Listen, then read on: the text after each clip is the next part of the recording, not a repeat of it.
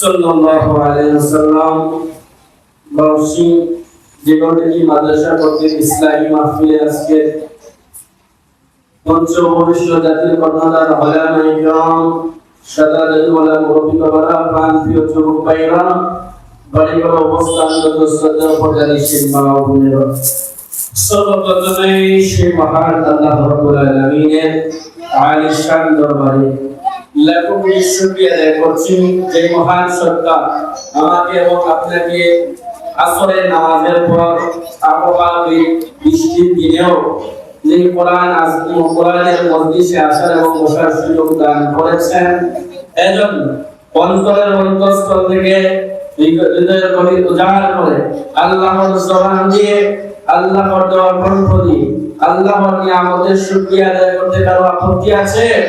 তাজুর সুরে বলি আলহামদুলিল্লাহ, শুকরিয়া আদায়।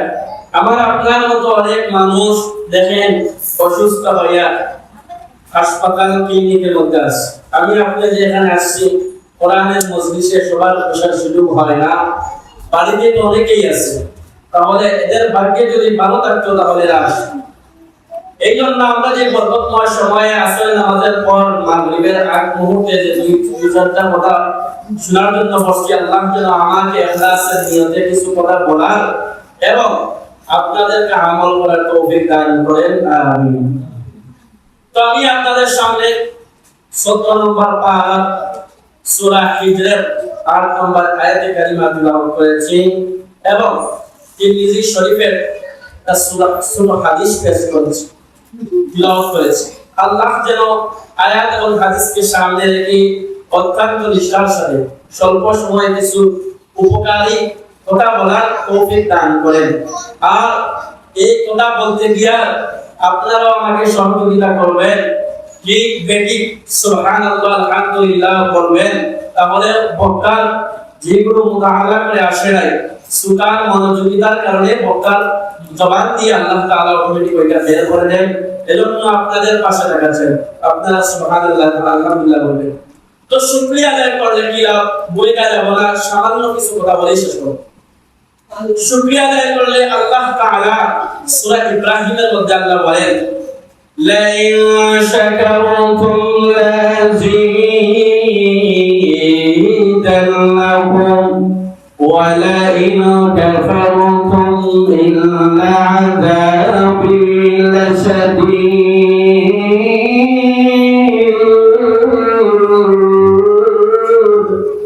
আল্লাহ বলে লা ইন শাকারতুম, এখানে নুন তাকিদ দিয়েছেন, নুন তাকিদ সবিলা, নুন তাকিদ সবিলা এখানে এনেছেন। নুন তাকিদ আনা হয় আরবিতে, নুন তাকিদ বলা হয় যে তুমি একটা কথাকে দৃঢ়তা অবশ্যই অবশ্যই বোঝানোর জন্য আল্লাহ এনেছেন। লা ইন শাকারতুম, যদি তুমি আমাদের শুকরিয়া আদায় করো, এরপরে আল্লাহ নুন তাকিদ এখানে এনেছেন, লা আযীদান্নাকুম, অবশ্যই আমি আল্লাহ বৃদ্ধি করে দেব। ওয়া লা ইন কাফারতুম, আর তুমি যদি অকৃতজ্ঞ হও, কুফরি করো, জেনে রাখো ইন্না আযাবি লাশাদীদ, আমার আযাব বড় কঠোর। এই দিকে আলোচনা করলে অনেক আলোচনা করা যাবে, কিন্তু শেষ করা যাবে না। আমরা একটা মাছ যেইভাবে পানির মধ্যে ডুবে আছে, পানি ছাড়া যেমন একটা মাছ বাঁচতে পারে না, ঠিক তেমনি ভাবে আল্লাহ তাআলা যে মানুষ বানাইছেন, আশরাফুল মাখলুকাত, সৃষ্টির সেরা জীব যে আল্লাহ বানাইছেন, এই মানুষও আল্লাহর নিয়ামতের মধ্যে ডুবে আছে, আমরাও আল্লাহর নিয়ামতের মধ্যে ডুবে আছি। মাছ যেমন পানি ছাড়া বাঁচতে পারে না, ঠিক তদ্রূপ ভাবে আল্লাহর নিয়ামত ছাড়া কোনো মানুষ বাঁচতে পারে না। আপনি মাথা থেকে চিন্তা করে পা পর্যন্ত দান দেখেন আল্লাহর নিয়ামত, যে আল্লাহ তাআলা সূরা বাকারার মধ্যে আল্লাহ বলেন, এই যে দুইটা চক্ষুর মধ্যে আল্লাহ বলেন, আলাম নাজআল লাহু আইনাইন, আল্লাহ বলেন আলাম নাজআল লাহু আইনাইন, আমি আল্লাহ তুমি দুইটা চক্ষু দেইনি।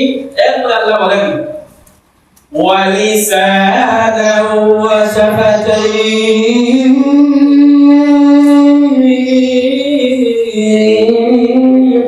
ওয়া লিসানান ওয়া শাফাতাইন, লিসান হলো জিহ্বা, একটা জিহ্বা, শাফাতাইন হলো দুই ঠোঁট। আমি আল্লাহ একটা জিহ্বা এবং দুই ঠোঁট দেইনি। এই ঠোঁট ছাড়া কি আপনি কথা বলতে পারবেন? আপনি ঠোঁটটা বন্ধ করে দেখেন, আব্বা উচ্চারণ হয় না, আম্মা উচ্চারণ হয় না, ওকে দিয়ে দেখবেন আবা আবা বাও বলে না বাও বলে না। এই যে দুইটা চোখ দিয়েছেন এটার কি শুকরিয়া আদায় করবেন?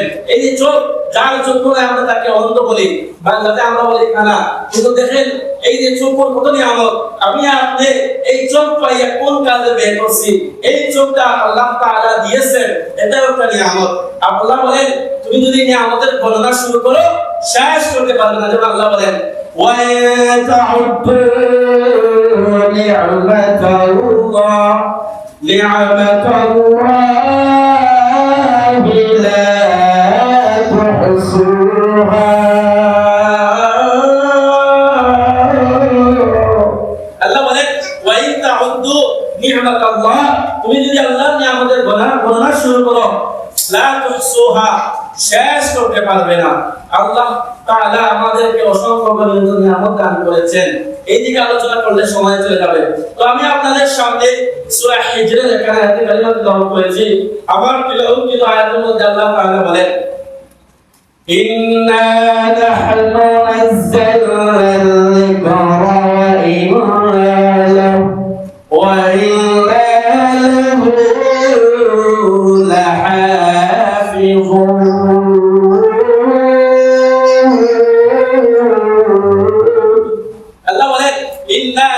নাযালনা যিকরা ওয়া ইন্না লাহু লাহাফিজুন। আমি আল্লাহ কোরআন নাযিল করেছি ওয়া ইন্না লাহু লাহাফিজুন, এবং তার সংরক্ষণের দায়িত্ব আমি আল্লাহ তাআলা নিয়েছি। প্রত্যেক মানুষের দুই চারটা নাম থাকে। আল্লাহর কোরআনের নাম অসংখ্য আছে, তার মধ্যে পাঁচটি হলো প্রতিষ্ঠিত: আল কুরআন, আল কিতাব, আত তানজিল, আজ যিকর। কোরআনের পাঁচটা নাম আছে। তো প্রত্যেক মানুষের যেভাবে দুই চারটা নাম থাকে, কোরআনেরও পাঁচটি নাম আছে। কোরআনের পরিচয় হলো আল কুরআন ওয়া কালামুল্লাহ তাআলা আল মুনাজ্জিল আলা রাসূলিল্লাহ সাল্লাল্লাহু আলাইহি ওয়াসাল্লাম আল মাকতুবু ফিল মাসাহিফ আল মানকুলু আনহু নাকলান মুতাওয়াতিরান বিলা শুরবাতিন ফি। কোরআন হলো আল্লাহ তাআলার ঐশী বাণী, যা মহান আল্লাহ তাআলা বিশ্ব নবীর উপর নাযিল করেছেন। মাসাহিফের মধ্যে সংগ্রহবদ্ধ আছে, সংকলন আছে।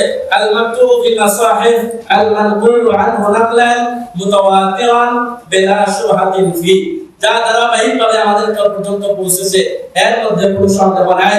পৃথিবীর যত রাইটার আছে, যত গবেষক আছে, যতটা বই লেখে, এর শুরুতে এবং শেষেই লেখা দেয় যে আমার প্রিয় পাঠক, আপনি যখন আমার এই বইটা আপনার কাছে পৌঁছবে, আপনি যখন ওই বইটা মুতালা করবেন, মুতালা করার সময় যদি কোনো দুই চারটা ভুল ধরা পড়ে, তাহলে পাঠকের কাছে আপনি অভিযোগ জানাবেন, ওইটা পরবর্তীতে সংশোধন করে নেওয়া হবে। কিন্তু আল্লাহর কোরআন আজ থেকে বহু বছর আগে নাযিল হয়েছে, আগে যেমন ছিল এখনো ঠিক তেমনিভাবে অক্ষত আছে। আল্লাহ তাআলা সূরা বাকারার শুরুতে আল্লাহ তাআলা বলেন আলিফ লাম মিম যালিকাল কিতাবু লা রাইবা ফিহি হুদাল লিল মুত্তাকিন।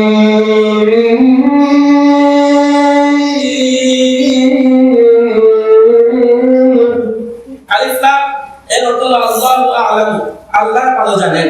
এরপরে বলেন এটা হলো আসমা মুত্তাহাল। এরপরে বলেন যালিকাল কিতাব, যালিকা তা ইসমে ইশারা, কাছে বলজার। যালিকাল কিতাব লা রাইবা ফিহি আই লা শাক্কা ফি কালামি, অর্থাৎ তার কালামের মধ্যে, আল্লাহ বলেন আমার কালামের মধ্যে কোনো সন্দেহ নাই, কোনো অবকাশ নাই। এই কোরআন কেন নাযিল করেছে? আল্লাহ বলেন হুদাল লিল মুত্তাকিন।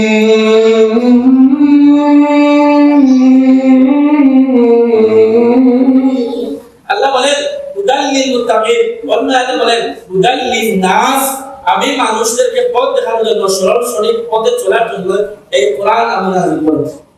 কোরআন আল্লাহ তাআলার একটা অসংখ্য মুআজিজা। যে কোরআন দেখেন সমাজের মধ্যে দুই চারটা গান যখন বের হয়, যখন ভাইরাল হয়, তখন ওইটা বড় বড় ওইটা বাদ দিয়ে আরেকটা যখন বের হয়, তখন পিছেরটা আগের গানটা রহিত হয়ে যায়, সামনের গানটা চলে। কিন্তু আল্লাহর কোরআন আজ থেকে ১,০০০ বছর আগে নাযিল হয়েছে। তখন যখন ফজরের নামাজ ও ওয়াক্তের নামাজের মধ্যে যখন সূরা এখনো সূরা ফাতিহা পড়া, কেউ তো বলেন এই যে বিরক্ত লাগতেছে, বারবার আমি শুনতেছি, ওইটা পাল্টিয়ে দেন। এটা আল্লাহ তাআলার কোরআন কালামের একটা মুজিজার মধ্যে একটা মুজিজা। এই যে আল্লাহ তাআলা যে কোরআন অনবরত 5 ওয়াক্ত নামাজের মধ্যে পঠিত হচ্ছে, কেউ কারো তো বুরা লাগে না। যখন প্রত্যেক নামাজের শুরুতে যখন সূরা ফাতিহা পড়া হয়, আলহামদুলিল্লাহি রাব্বিল আলামিন আর-রাহমানির রহিম মালিকি ইয়াউমিদ্দিন।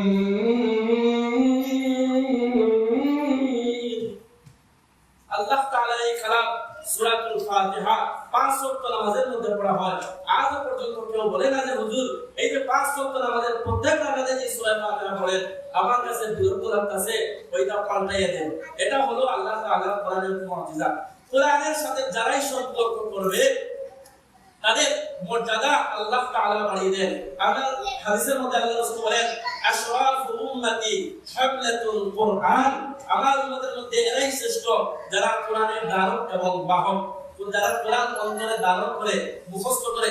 আরেক হাদিসের মধ্যে আল্লাহ রাসূল বলেন, মান ক্বারাআল কুরআনা ওয়া হাফিজাহু আদখালাহুল্লাহুল জান্নাহ ওয়া শাফাআহু ফি আশরাতিন মিন আহলিহি কুল্লুহুম কাদ ইস্তাওজাবান নার। আল্লাহ রাসূল সাল্লাল্লাহু আলাইহি ওয়াসাল্লাম ইবনে মাজাহ শরীফের হাদিসের মধ্যে বলেন, যেই ব্যক্তি কোরআন পড়বে ওয়া হাফিজা এবং মুখস্থ করবে, ওয়া হাফিজাহু মান ক্বারাআল কুরআন ওয়া হাফিজাহু আদখালাহুল্লাহুল জান্নাহ, আল্লাহ তাকে জান্নাতে প্রবেশ করবেন। ওয়া শাফাআহু ফি আশরাতিন মিন আহলি বাইতিহি কুল্লুহুম কাদ ইস্তাওজাবান নার। আল্লাহ রাসূল বলেন, যে ব্যক্তি কোরআন শরীফ পড়বে এবং মুখস্থ করবে সে জান্নাতে প্রবেশ করবে, আর তাকে সুপারিশ করা হবে 10 জন, যার আপনার যেই হাফেজে কোরআন তার পরিবারের মধ্যে যারা জাহান্নামে যাওয়ার উপযোগী, জাহান্নাম যাদের জন্য অবতারিত হয়ে গেছে, এই রকম 10 জন ব্যক্তিকে ওই হাফেজে কোরআন নিয়ে ওই হাফেজে কোরআন জান্নাতে নিয়ে যেতে পারবে। সুবহানাল্লাহ। এই হাফেজে কোরআন কারিগর হলো এই মাদ্রাসা বাউশরীগঞ্জ মাদ্রাসা। তো কোরআনের সাথে সম্পর্ক রাখার কারণে যেই ব্যক্তি কোরআন পড়বে, আল্লাহ রাসূল আল্লাহর হাদিসের মধ্যে বলেন, মান ক্বারা হারফান মিন কিতাবিল্লাহ ফালাহু হাসানা ওয়াল হাসানাতু বিআশরি আমসালিহা। যে ব্যক্তি কোরআনের একটি অক্ষর পাঠ করবে, মহান আল্লাহ একটি অক্ষরের পরিবর্তে আল্লাহ তাআলা 10টি নেকি প্রেরণ করবেন। সুবহানাল্লাহ। পৃথিবীর কোন বই আছে কি যে এই কবিতা পাঠ করলে এই রকম সওয়াব দান করা হয়? কিন্তু আল্লাহ তাআলার কালাম, আল্লাহ তাআলা কোরআন নাযিল করেছেন। আল্লাহ রাসূল সাল্লাল্লাহু আলাইহি ওয়াসাল্লাম আমার তিলাওয়াত হাদিসের মধ্যে বলেন, খায়রুকুম মান তাআল্লামাল কুরআন ওয়া আল্লামা। তোমাদের মধ্যে সর্বোত্তম ওই ব্যক্তি যে কোরআন মাজিদ শিক্ষা করে এবং শিক্ষা দেয়। তোমাদের মধ্যে সর্বোত্তম ওই ব্যক্তি যে কোরআন মাজিদ শিক্ষা করে এবং শিক্ষা দেয়। আজকে মানুষ, মুসলমানের সন্তান, দুঃখের এবং আফসোসের বিষয় হলো নিজের সন্তানকে কোরআন শিক্ষা দিতে চায় না, না হলে কোরআনের আমরা মূল্যায়ন করতে জানি না। কিভাবে? এই আপনি যখন মসজিদের মুয়াজ্জিন সাহেব বলেন আর ইমাম সাহেব বলেন বা মাদ্রাসার মুদাররিস বলেন, যখন বাসায় গিয়ে পড়ায় তখন শুরুতে কথা বলবে যে হুজুর এই যে আপনি 1 তারিখ থেকে শুরু করে মাস পড়বে, মাস পড়াতে আসবেন, মাস পড়াতে হবে আপনাকে দেওয়া হবে 500 টাকা। এই আবার হিসাব করে আপনি কয়দিন আসলেন না, ওইটাও হিসাব করে। কেমন আফসোস যে আল্লাহ রাসূল সাল্লাল্লাহু আলাইহি ওয়াসাল্লাম হাদিসের মধ্যে বলেন, তোমাদের মধ্যে সর্বোত্তম ওই ব্যক্তি যে কোরআন মাজিদ শিক্ষা করে এবং শিক্ষা দেয়। যে ব্যক্তি কোরআন শিক্ষা করে এবং শিক্ষা দেয় ওই ব্যক্তি হলো সম্মানী। আর আমাদের কাছে হলো স্যার আর অধ্যক্ষ আর প্রিন্সিপাল, এদের সম্মান আমাদের কাছে বেশি। কিভাবে বেশি? আমরা কোরআনের মূল্যায়ন করতে জানি না। রামলের মসজিদের ইমাম সাহেব বা মাদ্রাসার শিক্ষক যখন বাসায় গিয়ে পড়ায় তখন দেয় 500 টাকা, আর স্যার এসে ইংরেজি পড়ায়, ইয়ার বোর্ড ইজ নট ইংরেজি পড়ায়, ওইটাকে দিবে 1500 টাকা, বেশি দিয়ে 2000-5000 দিয়ে 15 দিনে মাস।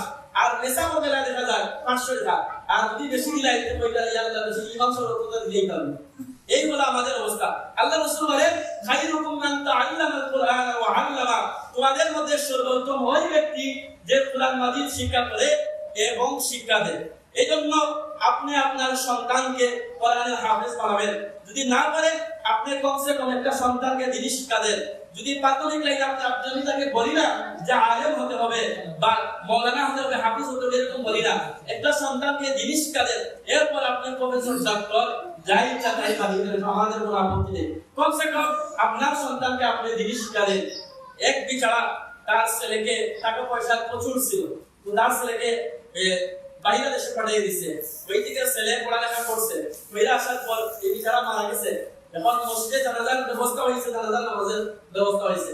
তো জানাজার নামাজ যখন ইমাম সাহেব যখন নামাজে দাঁড়ায়, ওই প্রফেসর ওই যে বাপের ছেলে, ওই ছেলেটা হচ্ছে প্রফেসর, ওই ছেলেটা যখন নামাজের মধ্যে ইমাম সাহেব যখন চার তাকবীর বলেন, প্রথম তাকবীর যখন বলছেন ওই কান্না করছে, জোরে একটা চিল্লি মারছে, ও ওই একটা বেতার রকম শব্দ করছে। দ্বিতীয় তাকবীর বলছে এইরকম ও শব্দ কইছে। ইমাম সাহেব মনে মনে আমার বড় আশিক ছেলে, এজন্য ও শব্দ করতেছে। তখন নামাজের পর যখন জিজ্ঞেস করা হলো, নামাজ চলতেছে আর নামাজ চলাকালীন অবস্থায় তুমি যে ও শব্দ করলা কিসের কারণে? বলে আমার আম্মা এবং আব্বা আমাকে এই প্রবাসের মধ্যে পাঠাইয়া দিছে, পাঠাইয়া এখানে প্রফেসর বানাইছে। এইটা শিক্ষা দেয় নাই যে জানা যায় তাকবীরে প্রথম তাকবীরে আমি কোন দোয়া করব এটাই জানি না। এই আমি না জানার কারণে আমি আফসোস করছি। দেখছেন যে তার বেতনটা ঢুকায়, এ কিন্তু আবেগের বসে ওঠে, এই যে দোয়া জানে না কোনটা কোন তাকবীরে কোন দোয়া করতে হবে সেটা সে না জানার কারণে এরকম করছে। এজন্য আপনার সন্তানকে আপনি কোরআনের হাফেজ বানান। কোরআনে হাফেজ বানানোর দাম কেমন ওইটা মরার সময় বুঝে আসবে। যখন আপনি মুমূর্ষ হয়ে যাবেন, মনে করেন এক বিচারার চার ছেলে, এক ছেলে ডক্টর, এক ছেলে ইঞ্জিনিয়ার, আরেক ছেলে মনে করেন এরকম মাদ্রাসা পড়ালেখা করছে, আরেকটা মনে করেন ব্যাংকের ম্যানেজার। তো বাপ যখন মৃত্যুশায়িত অবস্থায় ইমাম সাহেব যাইতেছে তার কাছে, তো এই মৃত্যু অবস্থায় মালাকুল মউত আজরাইলের হাত থেকে কেউ রক্ষা করতে পারবেনি। আল্লাহ তাআলা বলেন আইনামা তাকুনু যুদরিকুমুল মাউত ওয়ালাউ কুনতুম ফি বুরুজিন মুসাইয়াদা। আইনামা তাকুনু যুদরিকুমুল মাউত, তুমি যেখানেই থাকো না কেন ইউদরিকু পাকড়াও করবে, ধরবে, স্পর্শ করবে, ইউদরিকুমুল মাউত, মওত তোমার কাছে যাবেই। তুমি যদি এজন্য কবি বলেন মরণ থেকে যতই পালাও মরণ তোমায় লইবে কিনি, যদিও শুধু আকাশ পারে সিঁড়ি লাগিয়ে বেড়াও সিঁড়ি। অর্থাৎ কবি বলেন মরণ থেকে তুমি যতই পালাও মরণ তোমার সাথে সাক্ষাৎ করবে। আল্লাহ তাআলা সূরা জুমার মধ্যে আল্লাহ তাআলা বলেন قل إن الموت الذي تفرون منه فإنه ملاقيكم। অকল যে আপনি বলুন قل إن الموت الذي تفرون, যারা মৃত্যু থেকে পলায়ন করবে, فإنه ملاقيكم, মৃত্যু তোমাদের সাথে সাক্ষাৎ করবে। বলতেছিলাম ওই বিচারক চার ছেলে, এক বড় ছেলে মনে করে ইঞ্জিনিয়ার, এবার বাবা যখন পৃথিবী থেকে যাওয়ার উপক্রম মুমূর্ষ অবস্থা, এবার বড় ছেলে আসে বলে আব্বু আব্বা জান, আমি আপনার ছেলে ইঞ্জিনিয়ার, আপনার জন্য আপেল নিয়ে এসেছি, বলুন তো আপেলে কি কোনো কাজ হবে? না, কোনো কাজ হবে না। দ্বিতীয় ছেলেরও নিয়ে এসেছে, আব্বু আব্বা জান, আমি আপনার ছেলে ব্যাংকের ম্যানেজার, আমি আঙ্গুর নিয়ে আসছি, বলেন এই ম্যানেজার ছেলের কি কোনো কাজ হবে? না, কোনো কাজ হবে না। তৃতীয় ছেলে যখন আসবে, আব্বু আব্বা জান, আমি আপনার ছেলে রনি, আমি ওয়ার্কশপ, আমি আপনার জন্য মিষ্টি নিয়ে এসেছি, বলুন তো ওই মিষ্টিটা কোনো কাজে আসবে? না, কোনো কাজে আসবে না। এবার বাবা যখন চতুর্থ ছেলে রনি যখন মাদ্রাসায় কোরআন শরীফ পড়ছে, ওই ছেলে যখন শুনছে তার বাবা পৃথিবী থেকে যাওয়ার উপক্রম হয়ে গেছে, এবার মাদ্রাসা থেকে সুরিয়া বাড়ির দিকে আসতেছে, পথের মধ্যে এক চাচা জিগায়, ভাতিজা তুমি কই যাও? বলে বাড়িতে যাই, আমার আব্বা ইন্তেকালের পূর্ব মুহূর্ত, কি নিয়ে যাও?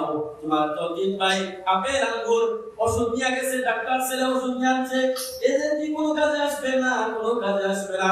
আমি তো আল্লাহর কোরআন পড়েছি, আমি তো আল্লাহর কোরআন শিখেছি। আল্লাহর কোরআনের মধ্যে একটা সূরা আছে, এই সূরার নাম হলো সূরাতুল ইয়াসিন। আমি ওই সূরাটা দিয়ে আমার বাবার কাছে পৌঁছাবো। এবার যখন বাবা ডাকবে বলে, এরে আমার সন্তান, আমার তিন ছেলে কোনো কাজে আসে না। এবার যখন ওই ছেলেটা বিসমিল্লাহ বলিয়া সূরাতুল কোরআনুল কারীম থেকে যখন সূরা ইয়াসিন শুরু করবে, ইয়াসিন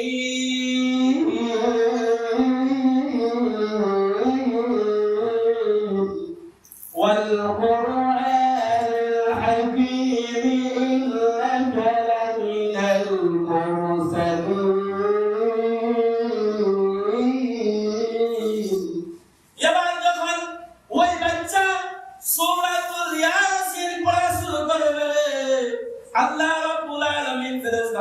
ডাক দেয়া বলেন, এরে আমার ফেরেশতারা, তোমরা আমার বান্দাকে আর আযাব দিও না, আমার বান্দাকে তোমরা আর মৃত্যুর যন্ত্রণা দিও না।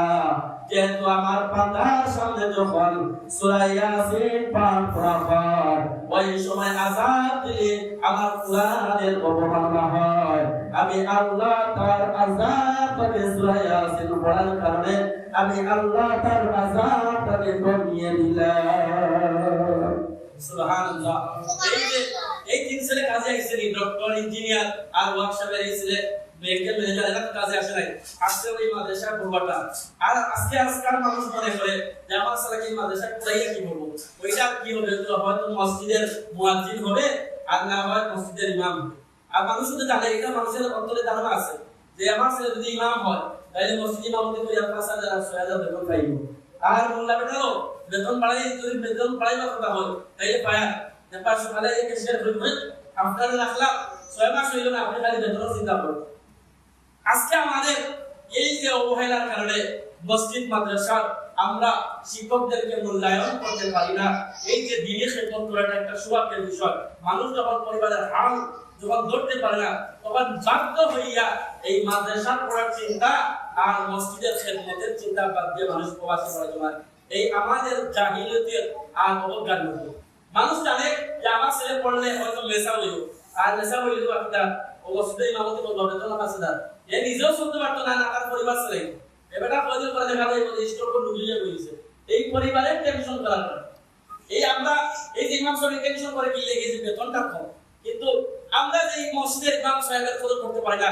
আমার নবীজি তো ইমাম ছিলেন, ইমাম মানে সরদার, ইমাম মানে নেতা। ইমামের পিছনে মানুষ যখন ফকির হোক বাদশাহ হোক সবাই তো ইমামের পিছনে দাঁড়ায়। ইমামের পিছনে নামাজে দাঁড়ায়, ইমাম সাহেব 5 ওয়াক্ত নামাজের মধ্যে দোয়া করে আল্লাহ যেন এই মহল্লা প্রত্যেক মৃত যারা আছেন কবর জান্নাতের বাগান বানায় দেন, জীবিত যারা আছেন নেক হায়াতের ফরমান, সুস্থতা দান ফরমান। ইমামের পিছনে নামাজ পড়িয়া আর বের হইয়া আবার ইমামের পিছনে বসা, কেমন শয়তান চিন্তা করে দেন, কেমন শয়তান এদের ভিতরে কেমন বসা। এই ইমাম সাহেব মসজিদে রাখবেন, উনি কোথায় গেলেন? আরে ভাই, আপনি কি ইমাম সাহেবের জিম্মা নিয়ে নিয়েছেন না যে মসজিদে রাখতে হবে? উনি আপনার 5 ওয়াক্ত নামাজের পর আপনি উনি যেতে যান রিজিক তালাশ করে, সমস্যাটা কি? যে 5 ওয়াক্ত নামাজে যদি আপনি পান না তখন অবজেকশন করে। দেখা যায় যে বাড়িতে স্ত্রীর সাথে পাল্লা মসজিদে যে ইমামের পিছনে বসা, এ বেটা মোল্লা বেটা মসজিদে থাকতে বাড়িতে যায় কি বাজারে যায় কি খতমও যায়। আর বেতন তো আপনারা যদি ইমাম সাহেব বলে যে বেতন একটু বাড়াও, সবাই বলছিল আপনার তো ফ্রি আছে। তো আমাকে একজন বলছিল, আমি বললাম যে আপনি সরকারি চাকরি করেন, কাম করেন, আমার বরকত আমাকে বলে যে আপনার অল্প বেতন হলে কি হবে, আপনার এই অল্প বেতনের মধ্যে বরকত আছে। আমি বললাম ভাই আরে রাখেন, আমার বরকতটা আপনি নিয়ে নেন, আপনারটা দিয়ে দেন। তখন সে মানতে চায়। আর মসজিদের ইমামের বেলা এসে বলে হুজুর বেতন কম হলে কি হবে, এটা একটু নেক্সট সিরাতে ঢুকা দাও, এটা ইমাম সাহেবকে এটা হেয় প্রতিপন্ন করে। এজন্য এই যে আমরা যে কোরআনের মূল্যায়ন করতে পারি না, কিভাবে যদি মূল্যায়ন করতাম তাহলে যে ইমাম সাহেব কোরআনুল কারীম এসে পড়ান, এই যে আপনি যে কোরআনুল কারীম যে পড়ান, তাহলে সম্মান আপনি তো 3,000-4,000 টাকা দিলে তো বেশি দিচ্ছেন। কিন্তু এই বেলা হিসাব করে যে ইমাম সাহেব কয়দিন আইছে, কত সময় পড়াইছে, 1 ঘন্টা টাইম 30 মিনিট পড়ে আছে, বাড়িতে কয়দিন গেছে, এটা চিন্তা করে। আর স্যার হিসাব 15 দিন পড়ান, ওইটাকে যে 5,000, তখন আর আফসোস থাকে না। এই জন্য আমাদের এগুলোকে বর্জন করা উচিত। মসজিদের ইমাম মাদ্রাসার শিক্ষকদেরকে আমাদের সম্মান করা উচিত। কোরআনের সাথে লেগে থাকার কারণে দেখেন একজন পাপিষ্ট মদ পানকারী একটা বালককে কোরআন শরীফের পড়ার জন্য হেল্প করার কারণে মহান আল্লাহ তাআলা তাকে মাফ করে দিয়া বিশ্ব নবীর সাথে জান্নাতে পাঠিয়ে দিয়েছেন। লক্ষ্য করে দেখুন 12 বছরের একটি ঘটনা। একজন মদ পানকারী সব সময় মদ পান করত, তার অবস্থা এমন এলাকার সবাই তাকে ডরায়। একদিন গভীর রজনীতে একদিন এক বাড়ির পাশ দিয়ে যায়, আগেকার যুগে তোমার কারণ ছিল না, এরকম এনার্জি বার ছিল না, ওই সময় ছিল হারিকেন। আমরা অনেকেই চিনি হারিকেন মানে ইলেকট্রন, আমরা যেটাকে বলি, বা মোমবাতির যুগ ছিল। এবার ওই মধুরি ওই মদ পানকারী ব্যক্তি ওই ঘরের পাশ দিয়ে যায়, যাওয়ার সময় শুনে একটা বালক কোরআন তিলাওয়াত করতেছিল, আর সে তিলাওয়াত শুনতেছে। হঠাৎ ওই বালকটা তিলাওয়াত বন্ধ করে দিয়েছে। এবার যখন ওই বালক কান্না শুরু করেছে, এবার ওই যে ব্যক্তি নেশা পান করে ওই ব্যক্তি ওই ঘরের মধ্যে প্রবেশ করে বলে, রে বালক তুমি করেছো। এবার বালকটা দিয়া বলে আমার তো কেরাসিন ছিল, ওই কেরাসিন ওই ল্যাম্পের কেরাসিনটা শেষ হয়ে গেছে, আমি এই জন্য কান্না করতেছি। আল্লাহ তাআলা ওই যে মদ পান করেছে ওই ব্যক্তির ভিতরে আল্লাহ তাআলা কেমন তাকওয়া দিয়েছেন, হেদায়েতের পথ করে দিয়েছেন। এবার ওই যে ব্যক্তি মদ পান করে ওই নেশা পানকারী এবার এক মুদির দোকানের মধ্যে যায়, মুদির দোকানদার কাছে তাকে দেখেছি না বলে, আহারে এই মদ পানকারী এত নিকৃষ্ট মানুষ আমার দোকানে কেন এসেছে, এখানে তো মদের দোকান না, এটা হলো মুসিমানের দোকান, তুমি কি জন্য এসেছ? এবার ওই মদ পানকারী ব্যক্তি বলে, ও চাচা আমি জীবনটাকে নষ্ট করে ফেলেছি, মদ খাইয়া খাইয়া নামাজ পড়ি নাই, রোজা রাখি নাই, জীবনকে নষ্ট করে ফেলেছি। আমি একটা বালককে কোরআন তিলাওয়াত করার জন্য, কোরআন তিলাওয়াত করার যাতে করতে পারে তার আলিমের জন্য আমি তেল নিয়ে এসেছি। এবার যখন ওই মুদি দোকানদারের কাছ থেকে ওই পাপাচারী ওই মদ পানকারী ব্যক্তি যখন কেরাসিন নিয়ে যায় ওই বালকের বাড়ির মধ্যে নিয়ে আসা, যখন ওই বালকের বাড়ি থেকে আসতেছে পথের মধ্যে চার রাস্তার হুকুম দাঁড়িয়ে থাকে, চতুর্মুখ বলি বা চৌমুনি বলি, ওই চতুর্মুখে যখন এসেছে এবার মালাকুল মউত আজরাইল পায়রামান লক্ষ্য করে দেখুন মৃত্যু থেকে কেউ পলায়ন করতে পারে না। এবার মালাকুল মউত আজরাইল তার রূহটা কবজ করে নিয়েছেন। সে ছিল বাহাদুর, কিন্তু দেখেন মৃত্যুর সময় আজরাইলের কাছ থেকে বাঁচতে পারে না। যে যত বড় বাহাদুর হন না কেন এটা দুনিয়ার মধ্যে সীমাবদ্ধ, কিন্তু মৃত্যুর সময় কারো বাহাদুরি কাজ করে না, মৃত্যু কারো বলে আসে না। লক্ষ্য করে দেখেন হযরত দাউদ আলাইহিস সালাতু ওয়াস সালাম উনি বেটিয়ার রুমের মধ্যে ঢুকে পড়লো। এবার দাউদ আলাইহিস সালাতু ওয়াস সালাম বলেন, কে তুমি? আমার ঘরের দরজার বাইরে তালা দেওয়া, তুমি ভিতরে কিভাবে প্রবেশ করলে? এবার দাউদ আলাইহিস সালাতু ওয়াস সালাম কে ওই মালাকুল মউত আজরাইল বলতেছেন, আমি বলা মালাকুল মউত আজরাইল মানুষের জান কবজ করে আমি এমন এক বাদশা পৃথিবীর কেউ আমাকে ফিরিয়ে দিতে পারে না। এবার দাউদ আলাইহিস সালাতু ওয়াস সালাম বললেন, তুমি কেন এখন এসেছো? এবার তুমি মালাকুল মউত আজরাইল বলেন, আমি কি জন্য আসি আপনি কি জানেন না? মালাকুল মউত আজরাইল যখন এই কথা বলেন, দাউদ আলাইহিস সালাতু ওয়াস সালাম বলেন, আমার তো মৃত্যুর পরোয়া হয়, আমার তো মৃত্যুর সময় এসেছে। এবার মালাকুল মউত আজরাইল বলেন, আপনার অমুক সাথী কোথায়? উনি বলেন, চলে গেছে। আপনার অমুক সাথী চলে যাওয়ার মাধ্যমে আপনাকে জানিয়ে দেওয়া হয়েছে এই পৃথিবী থেকে আপনাকে যেতে হবে। আমার লক্ষ্য করে দেখুন সময় শেষ, ওই মদ পানকারীর জান আল্লাহ তাআলা আজরাইলের মাধ্যমে নিয়েছে। আর রাতের মধ্যে অনেক জঙ্গলের মধ্যে ওই লাশটাকে ফেলেছে, যেই জঙ্গলের মধ্যে হিংস্র প্রাণী ওই মধ্যে আছে। এবার যখন জানাজানি হলো ওই পাপাচারী মদখোর ব্যক্তি মারা গেছে, এবার সবাই বলে এরকম খারাপ লোকের জানাজা আমরা পড়বো না। তারা এক পাহাড়ের মধ্যে ফেলে দিয়েছে, যে ওই পাহাড়ের মধ্যে ওই টিলার মধ্যে হিংস্র প্রাণী আছে, যেখানে দেখেন আপনি যদি একটা লাশ টিলার মধ্যে ফেলে রাখা আছেন তাহলে অপব্যবহার পাবেন না, কিন্তু দেখেন ওই ব্যক্তির লাশটা তারা গোসল না করাইয়া জানাজার নামাজ না পড়াইয়া টিলার মধ্যে ফেলে দিয়ে আসছে। এবার আল্লাহ তাআলা তিনজন আবেদকে স্বপ্নে দেখাইলেন, আরে আবেদগণ ওই ব্যক্তির তওবা আল্লাহ কবুল করেছেন, ওই ব্যক্তিকে তোমরা গোসল করাও, যাও জানাজার নামাজের ব্যবস্থা করো।